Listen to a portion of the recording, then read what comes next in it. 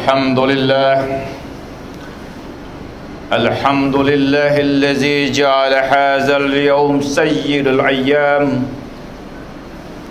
وعظمه بين المسلمين ولمحمد صلى الله عليه وسلم زخرا وشرفا ومزيدا أشهد أن لا إله إلا الله وحده لا شريك له وأشهد أن محمدا عبده ورسوله لا نبي بعده اللهم صل وسلم وبارك على سيدنا محمد كما صليت وترحمت على إبراهيم وآل إبراهيم إنك حميد مجيد فيا عباد الله اتقوا الله حق تقاته ولا تموتن إلا وأنتم مسلمون. Hadirin sidang Jumat yang dimuliakan Allah, marilah kita selalu menundukkan diri kita di hadapan Allah Subhanahu wa ta'ala sebagai pegangan utama dalam perjalanan kehidupan kita. Saat ini kita masih berada di bulan Syawal. Masih terasa betapa indahnya bulan suci Ramadan yang telah kita lewati. Ibadah dengan mudah kita kerjakan, dan bangun di malam hari menjadi sesuatu yang kita nikmati. Menahan lapar dahaga di siang hari telah mendidik diri dan jiwa kita. Sebuah madrasah yang telah mengembalikan diri kita pada fitrah kemanusiaan kita. Persoalan paling mendasar adalah persoalan setelah kita melewati bulan suci Ramadan ini. Allah hadirkan bulan Ramadan untuk menyiapkan diri dan jiwa kita menghadapi proses kehidupan berikutnya sampai pada bulan suci Ramadan yang akan datang. Semoga Allah Subhanahu wa ta'ala menyampaikan usia kita semua pada Ramadan yang akan datang dan menjaga kita di antara dua Ramadan ini. Wa qala Rasulullah sallallahu alaihi wasallam, la yakhshiyanna ummati min ba'di fitan ka qatil lailil muslim yuzbihu ar-rajulun fiha mu'minan wa yumsiu kafiran wa yumsiu mu'minan wa yusbihu kafiran yabi'u aqwamu dinahum bigharadi minad dunya qalil. Rasulullah sallallahu alaihi wasallam bersabda, yang aku paling khawatirkan pada umatku ini setelahku terjadinya fitnah bagaikan kegelapan di malam hari. Di pagi hari seseorang itu berada dalam keadaan keimanan, tapi dia menjadi kafir di petang harinya. Di petang hari dia sebagai seorang mukmin, tapi menjadi kufur di pagi harinya. Mereka menjual agama mereka dengan sedikit dari harga dunia ini. Rasulullah mengkhawatirkan apa yang dia sebut sebagai fitan, yang tidak lain seringkali kita sebut sebagai fitnah. Di dalam bahasa Arab, fitnah bisa bermakna kufur, artinya sesuatu yang sangat buruk dan mengeluarkan kita dari keimanan. Sebagaimana Allah Subhanahu wa ta'ala berfirman pada surah Al-Baqarah ayat 317, wal fitnah akbaru minal qatl. Fitnah itu lebih keji daripada pembunuhan. Fitnah juga bermakna wuqu'u fil makruh, berada dalam keadaan yang tidak diharapkan. Ala fil fitnati saqatu. Dan sungguhnya ketika dalam fitnah itu mereka terjatuh pada keadaan yang jelek, keadaan yang tidak diinginkan dan diharapkan dalam kehidupannya. Pada surah At-Taubah ayat 29. Fitnah juga bermakna al-ikhtiyar wal imtihan, ujian dan cobaan yang datang. Wa nabluwakum bisyarri wal khairi fitnah, dan kami akan uji kamu dengan keburukan dan kebaikan yang merupakan fitnah. Jadi pada surah Al-Anbiya ayat 35 kita melihat bahwa fitnah tidak hanya sekedar sebuah upaya menjelekkan diri seseorang atau menjatuhkan orang lain, Tapi fitnah juga bermakna ujian yang datang kepada diri kita, baik itu sesuatu yang buruk ataupun sesuatu yang jelek.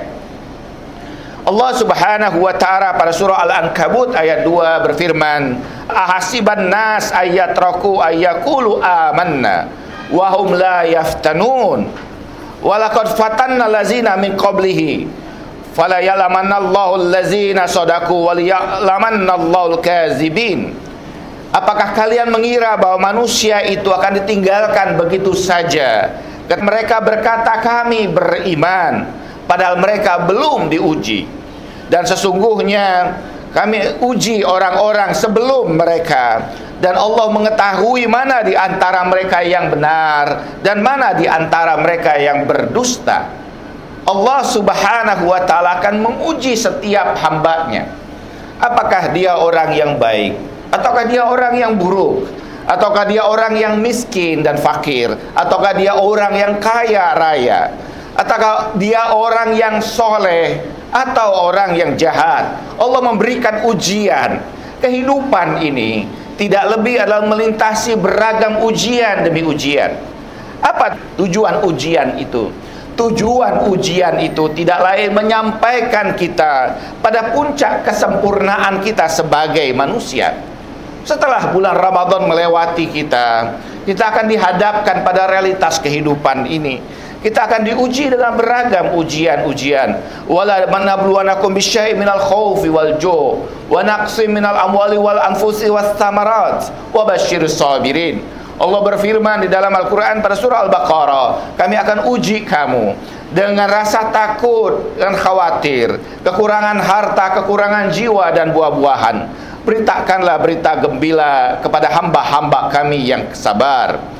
Ujian pada hakikatnya yuftinuna kama yaftanuz zahab, yukhlisuna kama yukhlisunaz zahab. Ujian adalah mengasah seseorang, memurnikan diri seseorang.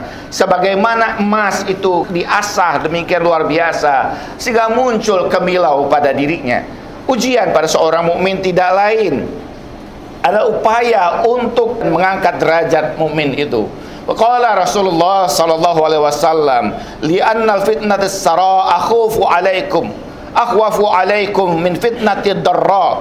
Innakum ittalaitum bi fitnatid darra fa sabartum wa inna dunya halwa khadra. Rasulullah mengatakan bahwa sesungguhnya yang aku takutkan pada kalian itu adalah fitnah dalam makna kelapangan, dalam makna kenikmatan, bukan pada fitnah dalam kesulitan. Karena sesungguhnya ketika kamu diuji dengan ujian kesulitan, kalian akan sabar. Tetapi dunia ini begitu indahnya, begitu lezatnya, sehingga banyak orang yang tidak mampu melewati ujian kenikmatan itu. Ada beragam hal. Kenikmatan dalam bentuk kesehatan diri kita, kenikmatan dalam bentuk beragam rezeki yang datang mengalir kepada kita, kenikmatan dalam bentuk keluarga kita yang menyenangkan hati kita, kenikmatan dalam bentuk beragam jabatan yang mengagungkan kita, kenikmatan dalam beragam pujian-pujian manusia yang menyanjung kita.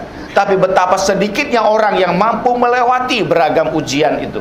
Kita saksikan betapa banyak kejahatan-kejahatan yang dilakukan oleh orang-orang yang sudah berada pada puncak kenikmatan kehidupan dunia mereka. Harta ada bersama dengan mereka, jabatan berada di bahu mereka, kenikmatan keluarga yang begitu luar biasa, dan apapun yang inginkan dapat diwujudkan. Tapi betapa banyak orang yang jatuh dalam keadaan yang seperti itu. Itu yang dikhawatirkan oleh Rasulullah SAW. Ini akhafu an ummati syai'an, hubbud dunya wa thulul amal. Aku khawatirkan pada umatku ini, kata Rasulullah SAW, dua hal. Yang pertama adalah kecintaan kepada dunia ini yang begitu berlebihan sehingga membuai kita yasabu annahu akhlada. Mereka mengira bahwa harta yang ada pada diri mereka, kehidupan dan kenikmatan yang ada pada diri mereka akan abadi bersama dengan mereka. Tidak sadar bahwa semakin hari semakin dekat pada ujung kehidupan kita. Semakin berlalu saat melewati dan melintasi kita, semakin bayang-bayang kubur itu akan menjemput kita. Betapa kehidupan ini melenakkan kita, dan kita tidak sadar bahwa hembusan nafas terakhir sudah sedemikian dekat dalam kehidupan kita ini. Karena itu, dalam ujian demi ujian yang kita hadapi, satu-satunya jalan yang paling mendasar tidak lain adalah berpegang kembali kepada Allah Subhanahu wa taala, dalam ketakwaan kepada Allah Subhanahu wa taala. Ali bin Abi Thalib karamallahu wajhah berkata, "I'lamu annahu may yattaqillaha yaj'alahu makhraja minal fitan wa nuran minaz zulam." Ali bin Abi Thalib mengatakan, ketahuilah bahwa sesungguhnya barang siapa yang bertakwa kepada Allah, maka Allah jadikan pada mereka itu jalan keluar dari beragam ujian, dari beragam fitnah yang melintas kehidupan kita, dan memberikan cahaya dalam kegelapan kehidupan mereka. Ini hal yang paling mendasar dalam proses kehidupan kita ini.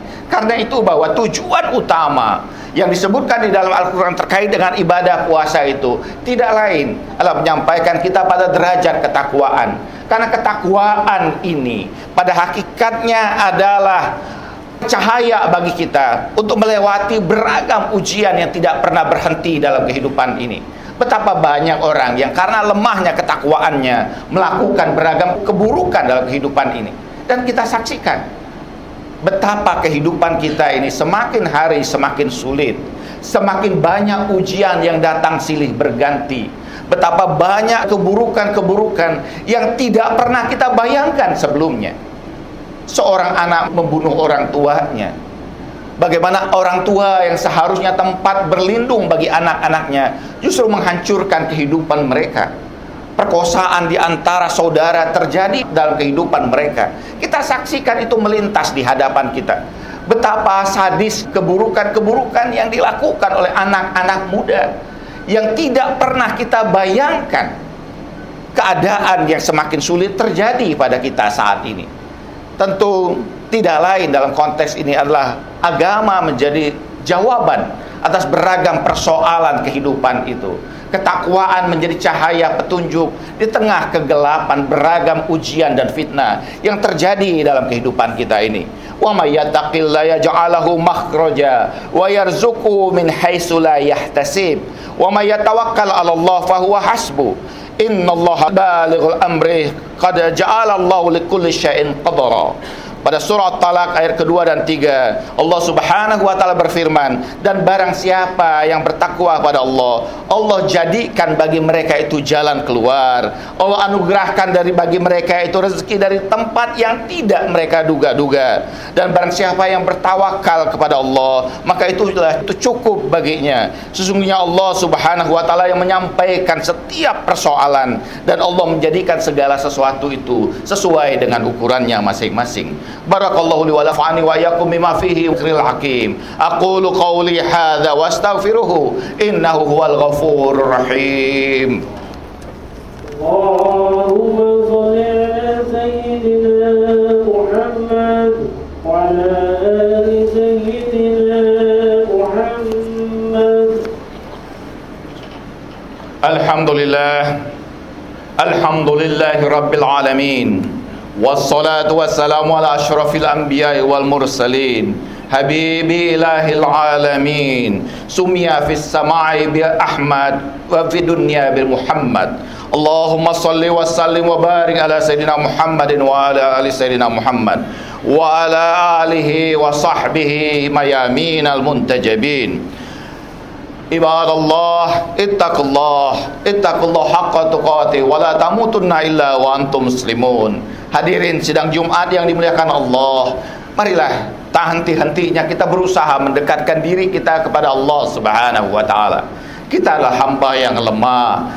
Hawa nafsu meliputi kita dan dosa mudah sekali menipu kita. Syaitan dengan mudahnya mencekik leher kita untuk melakukan beragam kemaksiatan di hadapan Allah Subhanahu wa taala. Satu-satunya tempat berlindung kita tidak lain adalah menghadapkan diri kita kepada Allah Subhanahu wa taala. Marilah sejenak kita tengadahkan tangan kita di hadapan Allah Subhanahu wa taala. Allahumma shalli wa sallim wa barik ala Muhammadin wa ali Muhammad. Ya Allah, inilah kami yang datang kepadamu ya Allah dengan segala kejelekan dan kelemahan diri kami. Ampuni dosa kami, maafkan kesalahan kami, kuatkan kami dalam melakukan beragam kebaikan. Ya Allah, bimbinglah kami dalam setiap ujian yang datang kepada kami. Jangan lengahkan kami pada godaan-godaan syaitan. Berikanlah petunjuk dalam kegelapan kehidupan kami. Jangan biarkan hati kami putus asa dari rahmat-Mu. Allahumma ya Allah, lepaskanlah kami dari beragam kesulitan kami, lapangkan kehidupan kami, mudahkan kami ya Allah. Sembuhkan beragam penyakit yang menghinggapi diri kami. Allahumma ya Allah, murahkan rezeki kami ya Allah, mudahkanlah ya Allah, tentramkanlah keadaan rumah tangga kami, jadikan pasangan kami pasangan yang soleha ya Allah, jadikan lindungi anak-anak kami ya Allah. Tuntun mereka ya Allah, anugerahkan petunjuk bagi mereka. Jangan jadikan mereka itu sebagai ujian bagi kehidupan kami.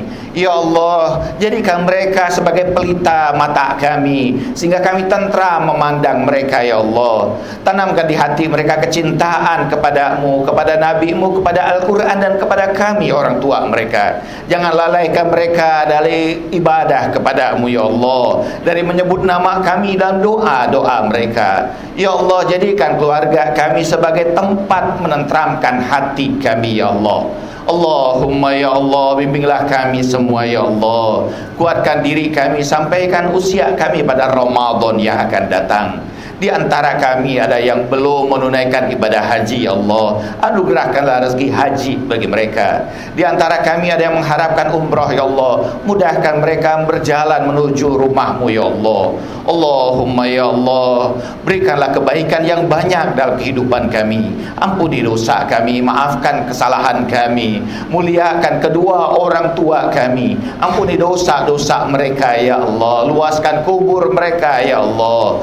Berikan kebaikan yang banyak untuk orang tua kami. Setiap kebaikan yang kami lakukan ya Allah, alirkan kepada kedua orang tua kami. Allahumma ighfir lil muslimina wal muslimat wal mu'minina wal mu'minat al ahya'i minhum wal amwat, innaka sari'ul qaribul mujibud da'wat ya qadiyal hajat. Ibadallah, innallaha ya'murukum bil 'adli wal ihsan wa ita'i dzil qurba wa yanha 'anil fahsya'i wal munkari wal baghi ya'izukum la'allakum tazakkarun wa la dzikrullahi akbar. Aqimus shalah.